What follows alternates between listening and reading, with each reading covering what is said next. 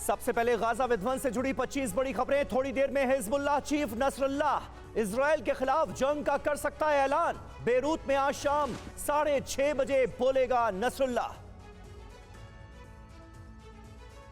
Hezbollah की rally को लेकर इजराइल का लेबनान बॉर्डर पर हाई अलर्ट। 24 घंटे में हिजबुल्लाह ने 19 हमले किए। हिजबुल्लाह के ठिकानों पर इजराइल का बड़ा हमला। हिजबुल्लाह के 6 कमांडर्स की मौत। अमेरिकी खुफिया एजेंसियों का दावा, हिजबुल्लाह को रूसी surface to air missile S-22 देने पर सीरियाई राष्ट्रपति तैयार। इजराइल के किरियात शहर में हिजबुल्लाह का मिसाइल अटैक। खाली जगह पर गिरी मिसाइल हमले में कई गाड़ियों में आग लगी।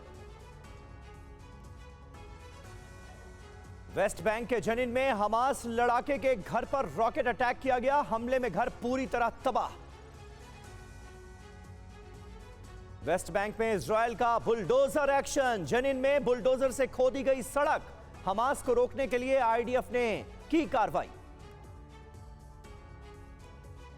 जनीन कैंप के ऊपर से पर्चों की बारिश। पर्चों पर लिखा, आतंकवाद से दूर रहो, शांति से रहें, हमास लड़ाकों की मदद ना करें।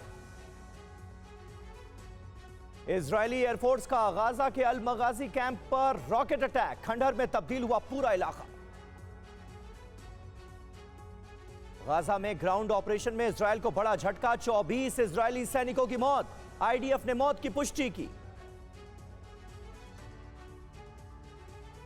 गाजा में फ्रेंच प्रेस एजेंसी और मीडिया के कई दफ्तरों पर इजरायल की बमबारी। इमारत को भारी नुकसान। गाजा में अल रशीद कोस्ट रोड पर इजरायल का लगभग कब्जा। एक एम्बुलेंस समेत कई वाहन सड़क के दोनों तरफ जलते नजर आए। यरूशलेम में इजरायली सेना का गिरफ्तारी अभियान जारी। कलंदिया कैंप से एक युवक को गिरफ्तार किया।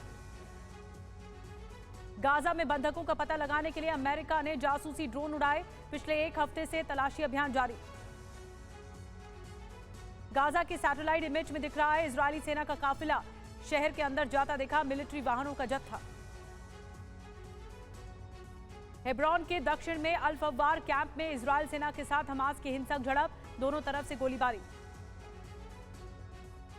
इजरायली सेना का बड़ा दावा, कहा हमले में हमास के 100 से ज्यादा ठिकाने तबाह। हथियारों पर आईडीएफ का कब्जा। इजरायल एयरफोर्स की बमबारी में हमास का टॉप कमांडर मोचतापा डेलोल ढेर जाबरा बटालियन का कमांडर था। इजरायल हमास युद्ध में अब तक 33 पत्रकार मारे गए। मरने वाले में 28 फिलिस्तीनी, 4 इजरायली और एक लेबनानी पत्रकार।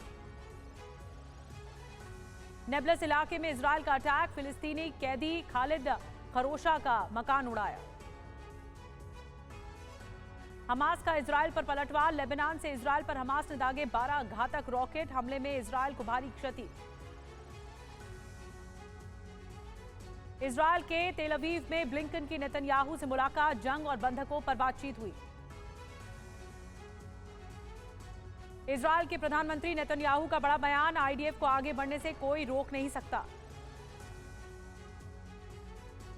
ऑस्ट्रिया के वियना में इजरायल के समर्थन में रैली। हमास के कब्जे से 242 बंधकों को छुड़ाने की मांग।